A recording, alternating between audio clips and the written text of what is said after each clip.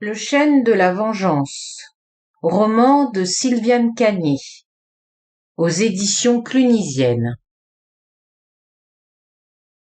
Un charmant village, comme il y en a beaucoup d'autres, niché dans la campagne berrichonne entre pâturages, vallées verdoyantes, cours d'eau louvoyants en murmurant entre les haies de noisetiers.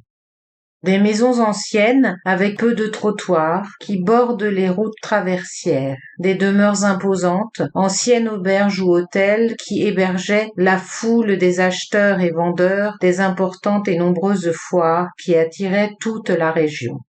Des devantures anciennes qui avaient abrité beaucoup d'artisans, quelques commerces qui ont résisté aux grandes surfaces, ce qui fait le bonheur des habitants.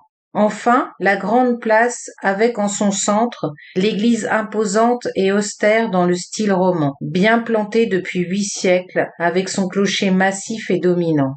Le tout enténébré, les lampadaires étant éteints depuis minuit par souci d'économie, avaient recouvert les rues d'un voile noir.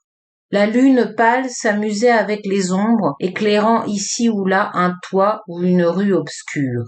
Pourtant, si on avait pu observer de plus près, une ombre se mouvait silencieuse, encapuchonnée, longeant les murs, se faufilant derrière les piliers de l'église, comme jouant à cache-cache avec la lune, et d'un coup s'évaporant comme un fantôme.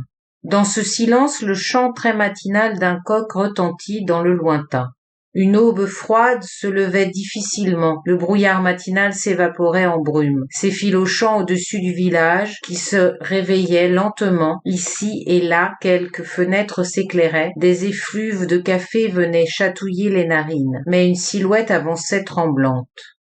Jeannette, vieille femme de 82 ans, emmitouflée dans un grand châle de laine, allait de son pas incertain faire ses prières du matin. Habitude qu'elle avait prise à la mort de son fils unique, tué dans un accident de voiture, il y avait plusieurs années, et, depuis peu, le décès de René, son mari. Ce qui avait renforcé sa foi. Pour elle, c'était sûr qu'ils étaient près de Dieu. Elle entra dans l'église en poussant la petite porte de côté, qui résistait toujours un peu, mais qui s'ouvrit en miaulant. Elle était ouverte nuit et jour aux personnes voulant se recueillir. Clignant des yeux dans l'obscurité atténuée par la lueur traversant les beaux vitraux, elle fit quelques pas prudents, s'aperçut en relevant la tête, dans la lueur mouvante des cierges éclairant la nef, qu'une personne était déjà en prière.